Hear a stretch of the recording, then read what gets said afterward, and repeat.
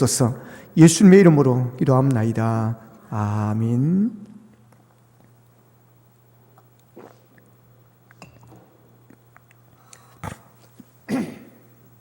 은혜를 받은 자여라는 제목으로 말씀을 증거하겠습니다.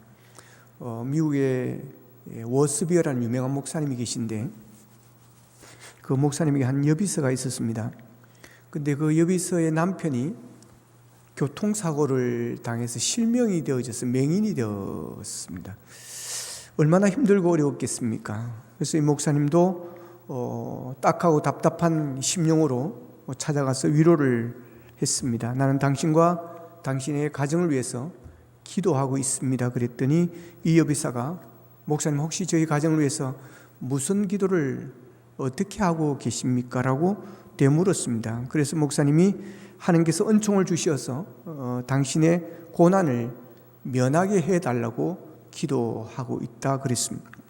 그랬더니 이 여비사가 아주 뜻밖의 반응을 보입니다. 목사님, 저를 위해서 그렇게 기도하지 마시고 목사님, 저는 이 시련을 통해서 하나님께서 제게 주시는 모든 은혜를 다 받고 싶습니다. 끝까지 참고 견디어서 그 은혜를 받으려고 합니다. 그러니 목사님, 제가 그 축복을 받아내므로써 오늘 당한 이 고난이 헛된 고난으로 끝나지 않도록 기도해 주십시오. 그런 부탁을 하였습니다.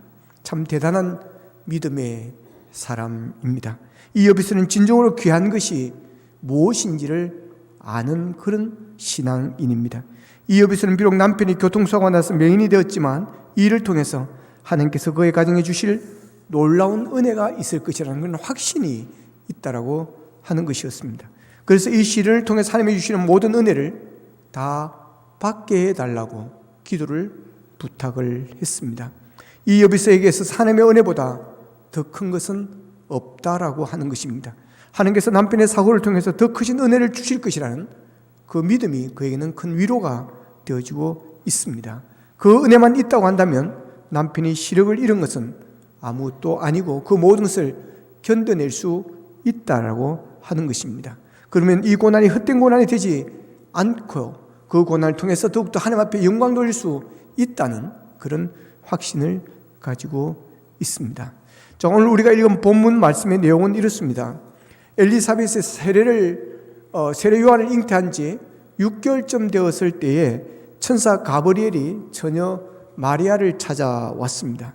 마리아를 찾아간 이 천사가 마리아에게 이렇게 인사를 합니다. 28절에 보면 은혜를 받은 자여 평안할지어다, 주께서 너와 함께 하시도다. 그럼 자, 천사가 마리아에게 인사한 이 말씀이 오늘 저와 여러분에게 주시는 음성으로 들으시기를 축복합니다.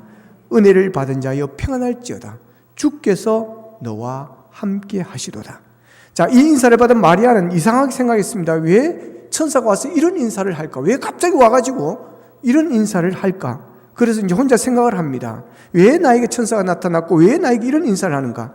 그러자 가브리엘이 천사가 이렇게 대답을 합니다. 보면 30절에서 33절까지 보면 마리아야, 무서워하지 말라. 네가 하나님의 은혜를 입었느니라. 보라, 네가 잉태하여 아들을 낳으리니 그 이름을 예수로 하라. 그가 큰 자가 되고 지극히 높으신 이의 아들이라 일컬어질 것이요, 주 하나님께서 그 조상 다윗의 왕위를 그에게 주시리니 영원히 야곱의 집을 왕으로 다스리실 것이며 그 나라가 무궁하리라. 그럼 자, 마리아가 아들을 낳을 것인데 그 이름을 예수로 하라는 것입니다. 그리고 그 예수는 다윗에게 약속하시고 구약 성경에서 약속하신 메시아라는 사실을 알려주고 있습니다. 자, 그 말을 들은 마리아는 펄쩍 뜁니다. 34절에 보면 나는 남자를 알지 못하는데 어찌 이런 일이 일어나겠습니까? 그럼 나는 아직 남자와 잠자를 해본 적도 없는데 아직 결혼도 하지 않았는데 어떻게 내가 아이를 가질 수가 있냐? 내가 어떻게 임신을 할 수 있느냐고 하는 것입니다. 자, 그러자 천사가 35절 이하에서 이렇게 말합니다. 네가 잉태한 것은 사람의 씨로 된 것이 아니라 너의 잉태는 하나님의 아들을 잉태한 것이고 그것은 성령으로 되어진 것이다. 하나님이 하시는 일에 불가능한 일이 어디에 있겠느냐? 남자를 알지 못한다 하더라도 하나님께서 하시는 일에는 잉태할 수 있는 것이다. 그런 말씀을 합니다. 자, 그러자 마리아가 하나님의 뜻을 수용을 합니다. 보면 38절에 보면 주의 여종이오니 말씀대로 내게 이루어지이다. 그럼 자, 이렇게 해서 마리아는 인류의 구원자 예수 그리스도 하나님의 아들이신 만왕의 왕이신 예수 그리스도가 이 세상에 오시는데 쓰임받는 하나님의 도구가 되어졌습니다. 마리아는 인간적인 조건이나 모든 면에서 볼 때 메시아가 이 세상에 오는데 쓰임받을 수 있는 그런 사람은 되지 못합니다. 외면적으로 보았을 때 그렇습니다. 마리아는 모래바람 부는 팔레스타인 시골 동네인 나사렛이라는 동네의 한 여인에 불과했습니다. 그리고 목수하고 결혼하려고 약혼한 정혼한 한 여인에 불과한 것입니다. 그런데 가톨릭에서는 이런 마리아를 신적인 위치에 두고 숭배를 합니다. 마리아는 죄 없는 무험한 여인으로 보는 것입니다. 마리아를 성모로 추앙을 합니다. 성모 마리아는 죽지 않고 성천했다고 그럽니다. 마리아는 중보자로 인정을 받습니다. 그래서 성전뜰이나 성전 안에 마리아상을 세워놓고 마리아의 이름으로 기도를 하고 그럽니다. 아마도 예수님의 어머니이기 때문에 마리아를 통하면, 마리아 이름으로 하면 기도 응답이 잘 되지 않을까라는 그런 순수한 마음이 생각인지도 모르겠습니다. 어떻든 간에 우리 기독교에서는, 개신교에서는 그것을 우리는 받아들이지 않습니다. 성경적이지 못하기 때문에 그렇습니다. 분명 마리아는 예수님의 탄생 기사와 관련해서 주인공은 아닙니다. 예수 그리스도를 태어나는데 하나님께 쓰임받는 도구에 불과할 뿐입니다. 그럼에도 불구하고 마리아는 주님이 오시는 길목에서 가장 위대하게 쓰임받는, 이 인류 역사에서 마리아보다 더 위대하게 쓰임받는 사람은 없을 정도로 귀한 사명을 감당한 그런 마리아임에는 틀림이 없습니다. 근데 왜 하나님께서 인류를 죄악에서 건져내시고 구원하시기 위해서 독생자 예수 그리스도를 이 땅에 보내시면서 마리아를 사용하셨는가, 마리아를 선택하셨는가 하는 것입니다. 마리아가 예뻐서일까요? 착해서일까요? 마음이 고와서일까요? 똑똑해서일까요? 훌륭한 인격자이기 때문일까요? 물론 마리아에게 그런 훌륭한 성품과 외모가 있을 수 있습니다. 그러나 그런 것만으로 하자면 마리아보다 더 착하고, 마리아보다 더 예쁘고, 마리아보다 더 마음이 곱고 똑똑한, 마리아보다 더 훌륭한 인격을 가진 여인들이 있을 수 있습니다. 그리고 당시 세계의 수도 로마에는 얼마든지 훌륭한 가문과 학벌을 갖춘, 그런 인격을 갖춘 여인들이 많이 있었습니다. 이스라엘 땅에도 믿음의 좋은 명문의 가정에서 자란 훌륭한 그런 여인들이 많이 있었습니다. 누가복음 1장 46절 이하에 보면 마리아의 창가가 나옵니다. 거기 48절에 보면 마리아가 이렇게 이야기합니다. 그의 여종의 비천함을 돌보셨습니다. 그의 여종의 비천함을 돌보셨습니다. 나는 비천한 사람입니다. 그런데 어찌 하나님 이 비천한 종을 이렇게 쓰시는 것입니까? 하는 겁니다. 그런데 유명한 도시의 여인들 대신에 왜 하나님은 이방 땅처럼 여겨진 변방의 갈릴리 지방에 속한 나사렛이라는 동네의 소박한 마리아, 비천한 여종을 택하셨는가 하는 것입니다. 하나님께서 마리아를 택하신 것은 하나님 보시기에 마리아보다 더 귀한 사람이 없었기 때문입니다. 마리아는 하나님의 마음에 쏙 드는, 가장 마음에 드는 그런 사람, 가장 마음에 합한, 마음에 맞는 그런 사람이었던 것이 사실입니다. 하나님께서 어떤 사람을 쓰실까요? 여러분, 하나님께서 쓰시는 사람은 하나님께서 마음에 드는 사람을 쓰십니다. 쓰시기에 편한 사람을 쓰시는 것입니다. 여러분, 대통령이 어떤 사람을 쓸까요? 능력만 보고 쓰지를 않습니다. 능력은 기본이고 그보다 더 중요한 것은 같이 일하기에 마음이 맞는 사람, 편한 사람을 쓰는 것입니다. 부담스럽고 껄끄러운 사람은 실력이 아무리 좋아도 쓰지 않습니다. 실력이 있다고 장관을 썼는데 써보니까 같이 일하기가 어려운 것입니다. 이 껄끄러운 것입니다. 그러면 교체를 합니다. 그래서 대통령 임기 5년 동안에 개각을 몇 번을 이렇게 하는 것입니다. 대통령은 왜 저런 사람을 안 쓸까? 우리가 볼 때 그럴 때가 있습니다. 좋은 사람들이 많은데, 능력 있고 실력 있는 사람들이 많은데, 전문가들도 많은데 왜 저런 사람을 쓸까? 이해가 안 될 때가 많이 있습니다. 왜 능력 있는데 그 사람을 안 쓸까요? 그 사람과 일하기가 불편하고 껄끄러워서 그런 것입니다. 하나님께도 마찬가지입니다. 하나님은 하나님은 잘난 사람을 쓰지 않습니다. 똑똑한 사람을 쓰지 않습니다. 훌륭한 인격을 가지고 있다고 해서 쓰지 않습니다. 하나님은 하나님의 쓰시기에 편한 사람을 쓰는 것입니다. 하나님의 마음과 맞는 사람을 쓰는 것입니다. 우리 모두가 그런 사람이 되어지기를 주님의 이름으로 축복합니다.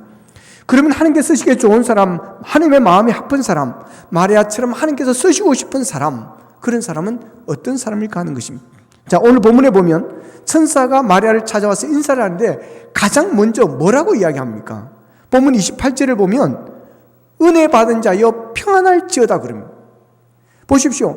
마리아라고 말을 불러야 되지 않습니까? 마리아야, 내가 하나님 보낸 천사다. 그래야 되는데 마리아라고 말을 하지 않고 은혜를 받은 자여 평안할지어다. 주께서 너와 함께 하시도다 그럽니다.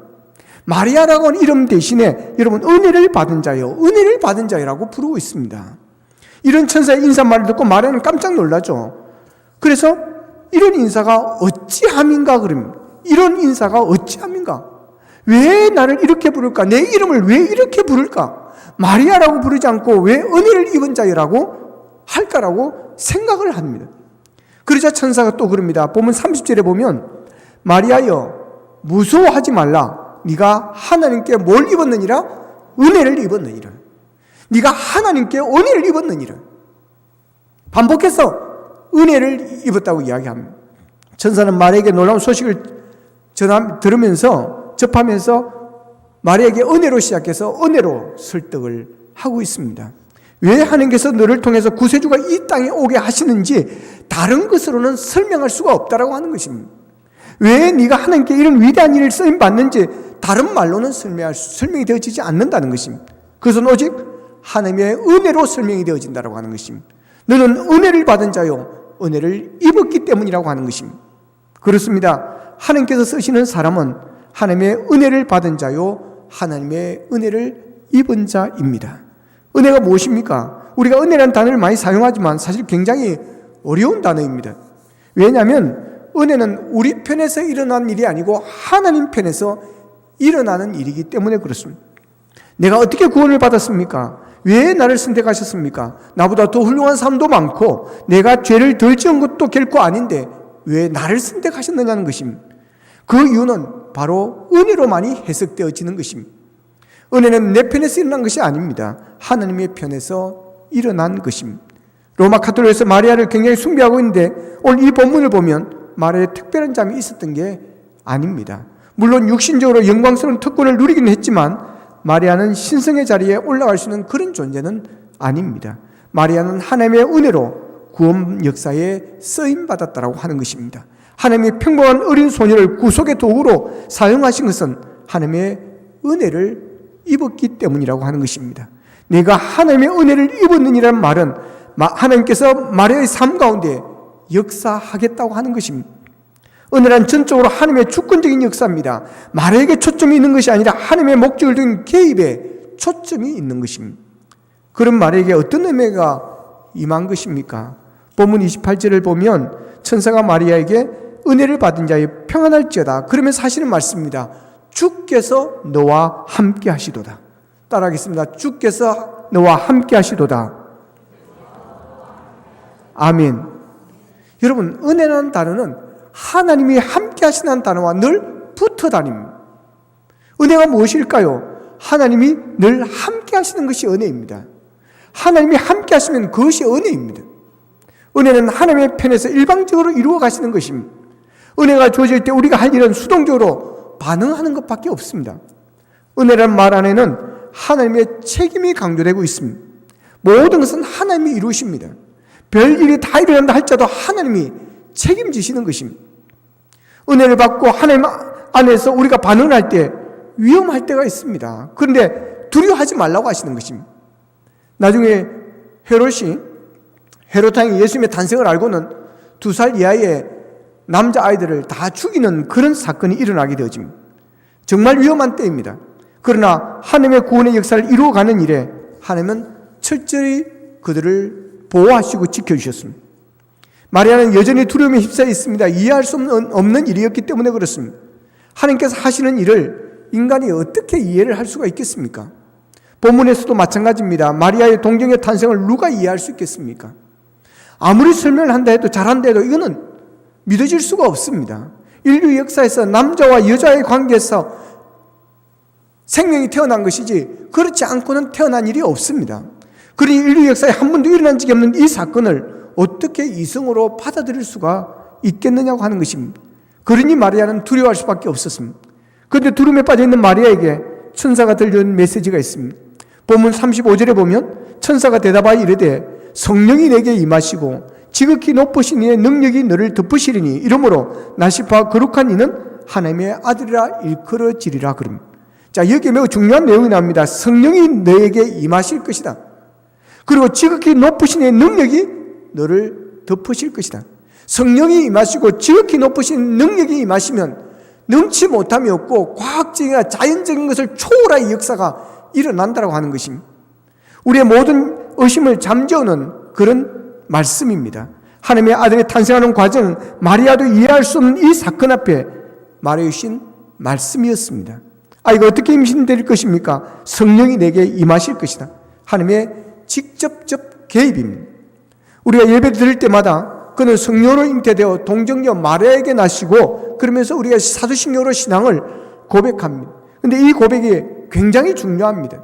그래서 우리는 신앙 고백을 하는 것입니다. 새벽기도 할 때마다 우리가 이 신앙 고백을 하는 것은 시작하면서 그냥 하고 끝날 때 주기도만 하고 그래서 그런 것이 아닙니다. 우리의 입술로 매일 고백해야 되는 신앙 고백이기 때문에 우리가 이 고백을 하고 새벽기도를 시작하는 것이고, 우리가 예배 중에서도 이 신앙 고백을 함으로 예배를 드리는 이유가 거기에 있습니다. 너무나도 중요한 고백이기 때문에 그렇습니다.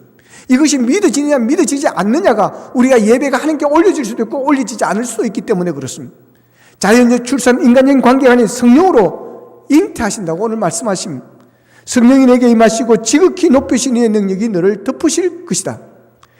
이것은 인간적인 방법이 아니라 하나님의 방법으로 나실 것이라는 것입니다.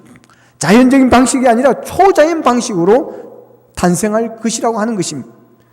본문 35절의 말씀을 분명히 우리가 믿어야 됩니다. 성령이 임하시고 성령으로 잉태하신 것입니다. 지극히 높으신 능력이 역사하신 것입니다. 동정녀의 탄생은 철저히 하나님의 직접적인 간섭과 개입을 통해서 일어난 사건입니다. 여기에서 이걸 믿느냐 믿지 않느냐는 우리의 선택입니다. 분명한 것은 우리가 믿든 믿지 않든 예수 그리스도의 동정녀를 통한 탄생 사건은 하나님이 하신 일이라고 하는 것입니다. 이것은 하나님의 방법이라고 하는 것입니다. 하나님의 선택하신 것입니다. 하나님의 능력이 임하신 것입니다. 그러므로 우리는 끊임없이 암송합니다. 성령으로 잉태되어 동정녀 마리아에게 나시고, 인류의 역사는 한 번도 일어나지 않았던 우리의 이성으로 이해할 수는 없는 사건이지만 하나님은 분명히 성령을 통해서 잉태하게 하셨고 하나님의 지극히 높으신 능력이 그를 덮으셨습니다. 성령으로 이루어진 일을 인간의 이성으로 해석하려고 하면 안 되는 것입니다. 성령으로 잉태된 이 사건을 성령으로만 이해될 수가 있는 것입니다. 그래서 예수 믿지 않는 자들, 성령이 임하지 않는 사람, 성령이 역사하지 않는 사람은 이 말씀이 믿어지지를 않습니다.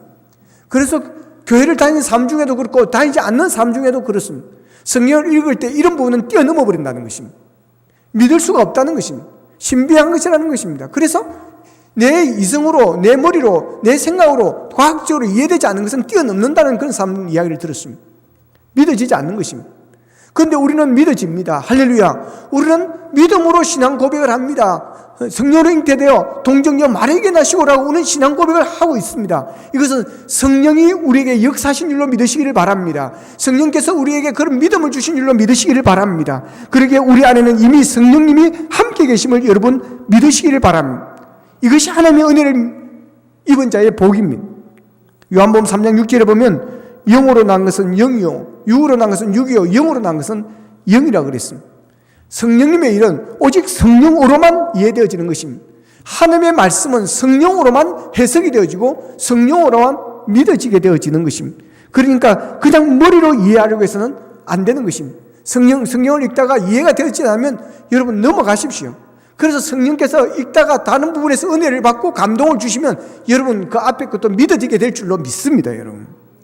고린도서 2장 12절에서는 이렇게 말씀하십니다. 우리가 세상의 영을 받지 아니하고 오직 하나님으로부터 온 영을 받았으니 이는 우리로 하여금 하나님께서 우리에게 은혜로 주신 것들을 알게 하려 하심이라 그랬습니다. 여러분이 성령으로 잉태된 예수님의 동정녀 탄생이 믿어진다는 사실, 이것이 얼마나 감사한 일인지 모릅니다. 이미 여러분은 하나님께 택함받은 사람이요 하나님께서 여러분을 하나님의 자녀로 삼으셨다는 증거인 줄로 믿으시기를 바랍니다. 마리아는 천사가 나타나서 네가 잉태하여 아들을 낳을 것이라고 하니까 천사의 말이 처음에는 이해가 안 됐습니다. 그래서 벌쩍 뛰었습니다. 나는 남자를 알지 못하는데 어찌 이런 일이 날 수 있습니까? 하고 천사를 설득하려고 했습니다. 그런데 천사의 말을 다 듣고 나서 성령이 임하셨습니다. 성령의 기름 부으심이 있었습니다. 그때 마리아는 그 말씀을 수용합니다. 받아들입니다. 본문 38절입니다. 마리아가 이르되 주의 여종이오니 말씀대로 내게 이루어지이다. 그럼 순종하겠다는 것입니다. 따르겠다는 거 하는 것입니다. 이 모습에서 오는 은혜 받은 자의 모습을 우리가 볼 수가 있습니다. 이 모습에서 하나님께서 왜 마리아를 선택하셨는가를 볼 수가 있습니다. 그것이 바로 마리아의 순종입니다. 하나님께서 쓰시기에 편한 사람은 순종하는 사람들입니다. 하나님의 말씀을 이해하려고 하는 자가 아니라 믿고 따르는 자입니다. 하나님의 말씀이 이해가 되지 않지만 하나님께 맡기는 사람입니다. 하나님은 이런 사람을 좋아하십니다. 이런 순종의 사람이 하나님께 쓰시기에 편한 사람이었습니다. 아브라함도 순종의 사람이었습니다. 모세도 순종의 사람이었습니다. 다윗도 순종의 사람이었습니다. 여러분, 하나님은 순종하는 자를 쓰십니다. 순종하는 자를 하나님께서 쓰시기 편하시는 분이십니다. 여러분들이 순종의 사람이 되어지기를 축복합니다. 말씀하시면 아멘 하시고 여러분 주의 뜻대로 이루어지기를 원합니다 하고 여러분 달려가시기를 바랍니다. 마리아의 반응 우리의 모델입니다. 우리 모든 성도의 모델입니다. 바로 순종인 것입니다. 처녀가 아이를 낳는다는 것, 성령으로 잉태될 것이라는 이 메시지는 전설의 고향과 같은 그런 이야기입니다. 분명히 그 말씀이 모두 믿어지는 것은 아닐 것입니다. 그러나 그 말씀을 그대로 내 삶에 이루어질 것이라고 받아들이고 순종하는 것입니다. 마리아가 지금 말씀이 이해가 돼서 순종하는 것이 아닙니다. 믿어져서 순종하는 것이 아닙니다. 천사의 말을 듣고 성령이 임하실 때 아멘하고 주님께서 책임져 주실 줄을 믿고 믿음으로 그대로 이루어지기를 바란다고 고백하면서 순종하는 것입니다. 그래서 말씀대로 내게 이루어지다는 놀라운 반응을 하는 것입니다. 따라하겠습니다. 말씀대로 내게 이루어지이다. 아멘. 여러분, 말씀대로 내게 이루어지다. 이 고백이 있어야 됩니다. 하나님이 하시는 일에 이의가 없다는 것입니다. 드디어 하나님의 역사에 자신이 쓰임받을 준비가 다 되어 있다라고 하는 것입니다. 여기서 우리가 말해 순종의 태도를 보게 되어집니다. 인류의 첫 번째 여인인 하와는 불순종의 모델입니다. 그러나 신약의 마리아는 순종의 모델입니다. 마리아는 자신의 삶에 일어날 모든 것을 하나님께 내어 맡겼습니다. 무슨 일이 일어난다 해도 모든 일은 하나님의 편에서 이루어질 것입니다. 말씀대로 이루어질 것입니다. 라는 그의 순종으로 마리아는 인류에게 베풀어지는 하나님의 놀라운 구원의 역사에 쓰임받는 복을 받게 되어집니다. 그렇지만 우리는 이 마리아의 이 순종을 통해서 배워야 할 것이 있습니다. 주의 계집종이니 말씀대로 이루어지다라고 하는 이 말씀 속에는, 이 결심 속에는 고통이 있었다는 사실입니다. 처녀가 아이를 낳아야 된다는 고통이었습니다. 그 당시에 처녀가 임신을 하면 돌에 막자 죽든지 목숨을 부지한다 할지라도 평생을 사람들에게 멸시와 손가락질을 받으면서 살아야 했던 그런 때입니다. 여러분, 우리는 어떻습니까? 우리는 하나님의 크고 놀라우신 일이 내 삶 속에서 이루어질 때도 내게 좀 손해가 되어지고 내게 조그만 고통이 되어지고 내게 조그만 어려움이 되어진다고 하면 우리는 어떻게 합니까? 하나님, 일이 좋긴 좋은데 왜 나입니까? 우리는 하나님의 크고 놀라운 일이 나를 통해서 이루어져도 조그만 고통스러우면 짐을 벗겠다고 우리는 이야기를 합니다. 여러분, 제발 짐 벗겠다고 이야기하지 마시기를 바랍니다. 도망가지 마시기를 바랍니다. 십자가를 지고 나를 따르라고 하셨습니다. 그런데 왜 십자가를 다 벗어버리고 여러분 주님을 따르려고 하십니까? 고통 없이 되어지는 일은 없습니다. 수고 없이 되어지는 일은 없습니다. 고생 없이 되어지는 일은 없습니다, 여러분. 십자가 없이는 구원의 역사는 이루어질 수가 없었다는 사실입니다. 여기 이 거룩한 여인의 마리아는 주의 계집종이니 말씀대로 이루어지라고 그대로 수납을 합니다. 하나님의 뜻이라면 힘들고 어려운 고통도 내가 감당하겠다라고 하는 것입니다. 모멸과 수치심도 감당하겠다고 하는 것입니다. 하나님의 뜻이 이루어진다면 목숨까지도 드리겠다고 하는 것입니다. 여러분, 이것이 바로 믿음의 사람의 모습 아닐까요? 기독교 역사를 자세히 잘 살펴보십시오. 고통 없이 위대하고 아름답게 이루어진 큰 역사는 이 세상에 아무것도 없었습니다. 여러분, 우리가 예수를 믿고 영접하고 우리가 하나님께 예배하는 이 사건도 여러분, 토마스 선교사가 들어오지도 못하고 목숨이 끊어지는 여러분 순교하는 그 사건에 피가 있었기 때문에 여러분 오늘 우리가 이 자리에 있다는 사실을 아십니까? 큰 은혜는 어떤 때는 고통을 수만에 쏩니다. 우리는 은혜로 가면 좋은 것, 영광스러운 것, 아름다운 것, 귀한 것으로만 오는 줄로 압니다. 그러나 그렇지가 않습니다. 너무 귀하기 때문에 어떤 때는 아프게도 옵니다. 어떤 때는 손해로도 옵니다. 그 손해를 감내할 때 전능하신 주님께서는 그 손해를 통해서 하나님의 뜻을 이 땅에 이루어 가시는 것입니다. 그것이 예수 그리스도께서 이 땅에 오신 통로였고 그것이 세계 역사의 아름다운 그리스도의 문화를 꽃피운 발자국이었습니다. 하나님의 역사는 고통을 통해서 더 크고 더 아름답게 일어나는 것입니다. 메시아는 한 여인의 고통의 결심 속에서 이 땅에 오셨습니다. 고통을 각오할 때 주님께서 이 땅에 오셨고 주의 뜻은 성취되셨습니다. 마리아가 하나님께 순종한 것은 하나님의 은혜의 산물이었습니다. 하나님의 은혜가 그에게 임할 때 그는 그대로 반응하고 그 말씀이 이루어질 것을 믿었습니다. 여러분, 오늘 하나님의 말씀에 어떻게 반응하고 계십니까? 하나님은 오늘도 마리아 같은 순종으로 반응하는 사람을 하나님은 찾고 계십니다.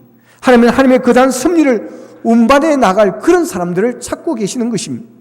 비록 부족하고 연약하지만 나 같은 사람에게 귀한 사명을 주심을 감사하고 순종하는 자를 하나님은 축복의 통로로 사용하시는 것입니다. 여러분, 쓰임받는 자가 복된 자입니다. 우리 모두가 마리아처럼 하나님의 쓰임받는 그런 도구로 주님께 드려질 수 있기를 바랍니다. 마리아처럼 은혜를 사모하십시다. 그래서 은혜를 받은 자가 되고 은혜를 입은 자가 되시기를 바랍니다. 그래서 여러분에게 하나님의 놀라운 은혜가 늘 충만할 수 있기를 원합니다. 순종의 사람이 되십시다. 마리아처럼 말씀을 그대로 받고 이해가 안 되어도 위험한 일임에도 불구하고 생명이 위험이 있음에도 불구하고 온전히 순종하며 나아갈 수 있기를 바랍니다. 그래야 여러분 모두가 하나님의 쓰임에 쓰시기에 가장 편한 사람, 하나님께서 쓰시고 싶어 하는 사람, 하나님의 마음에 가장 잘 맞는 사람, 그런 사람들이 되기를 바랍니다. 하나님께서 내가 같이 일하고 싶은 사람, 내가 중요한 일을 꼭 맡기고 싶은 사람을 찾는다면 바로 너라고 지명하여 선택받는 그런 우리가 되기를 원합니다. 그래서 하나님께서 천사를 통해서 여러분 모두에게 너는 하나님의 은혜를 받은 자요 하나님의 은혜를 입은 자라는 그런 말을 듣게 되기를 원합니다. 그래 비천한 마리아를 위대하신 하나님의 일꾼으로 쓰셨던 것처럼 여러분도 하나님 앞에 가장 아름답고 위대한 일꾼으로 쓰임받는 은혜가 주어지기를 원합니다. 마리아에게 임한 놀라운 은혜와 평강이 여러분 가운데 함께 하시는 이 성탄 계절이 되시고 여러분의 삶이 되시기를 주님의 이름으로 축원합니다.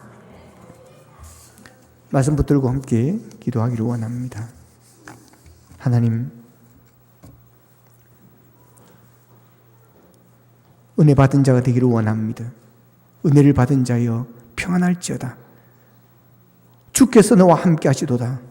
말해주신 이 천사의 말이 우리의 말이 되어지를 우리가 받기를 원합니다. 우리에게 주신 음성으로 듣기를 원합니다. 하나님, 은혜를 부어 주옵소서. 은혜 입은 자가 되게 하여 주옵소서. 비천하지만 주님의 은혜로 하나님 앞에 쓰임받기를 원합니다. 하나님 아버지, 하나님 아버지, 하나님 쓰시기에 합당한 일꾼이 되어지기를 원합니다. 준비된 일꾼이 되어지기를 원합니다. 하나님의 쓰시기에 편한 사람이 되어지기를 원합니다. 하나님, 순종의 사람이 되게 하여 주옵소서. 이해가 되지 않아도 믿어지지 않아도 순종하는 믿음이 있기를 원합니다. 하나님 아버지, 순종의 고통이 따른다 할지라도 아버지 하나님이여 마리아처럼 순종하며 나아가기를 원합니다. 십자가를 붙는 자가 아니라 십자가를 지고 주님을 따르기를 원합니다. 마리아의 헌신으로, 마리아의 아버지 하나님의 믿음으로, 마리아의 순종으로 예수님께서 이 땅에 오셨던 것처럼 우리의 순종과 우리의 헌신으로 인하여 하나님께서 이 교회에 임하시고 주님께서 이 교회에 오셔서 이 재단을 주님 살려주시고 이 나라를 살려주시고 우리의 가정을 주님 살려주시옵소서. 다 같이 기도드리겠습니다. 자, 그러신 아버지 하나님 은혜를 감사합니다. 오늘 또 마리아를 통해서 귀한 말씀으로 은혜 받게 하여 주시니 감사합니다.